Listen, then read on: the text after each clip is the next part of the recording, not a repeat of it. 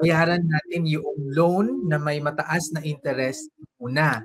Ang nakikita ko ay psychologically, easier yung magbayad muna ng loan na may lowest amount. So, paano ba mababayaran yung utang? Siyempre, ang unang step dyan, huwag na kasi natin dagdagan ang utang.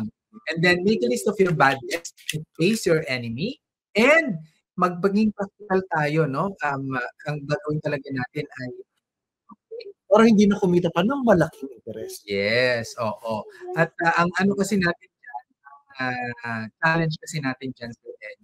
Oo, kasi basta natapos siya agad.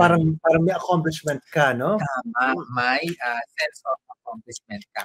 At ang gagawin mo, mag-negotiate ka with your lender to ease the terms and conditions and interest. Kasi ang dapat talaga na ginagawa natin dyan ay yung mga pinagkakautangan natin, usapin natin sila at sabihin natin yung tunay na sitwasyon. Kasi sa totoo lang, kung ang gusto naman talaga nila ay pero pag patong-patong parating malaking interest, ay hindi mo talaga siya mababayaran. Kaya tell them the truth kung magkano yung kaya mong interest at mag-settle kayo sa isang maayos na agreement. Actually, service, two-way pala yan. Ano? So, mga may utang, syempre mahalaga na kausapin naman yung kanilang pinagkautang. Huwag yung dead man. Kasi mga ganun eh. Correct. At doon naman sa mga nagpautang na dinededma, baka it's good to reach out at pag-usapan what could be done to support yung mas magandang pagbabayad. Oo. At kayo namang mga nagpautang, huwag na kayong may magic na nagaganap. Huwag na kayong huwag niyo naman masyadong pahirapan yung mga umutang sa inyo. Huwag patungan ng mataas na interest. Okay. So, ano pa yung mga pwede natin gawin para mabayaran ng utang?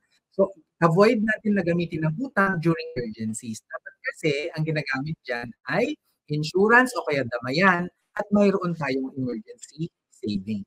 Okay?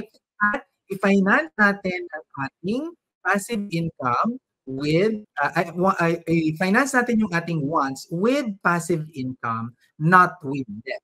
So not dapat yan. Sir Vince, yung point na yan, napakahalaga na. Kasi talagang marami sa ating mga kababayan na guilty kapag tayo ay may gusto, inuutang na lang kaagad para talaga masatisfy na agad yung gusto gawin.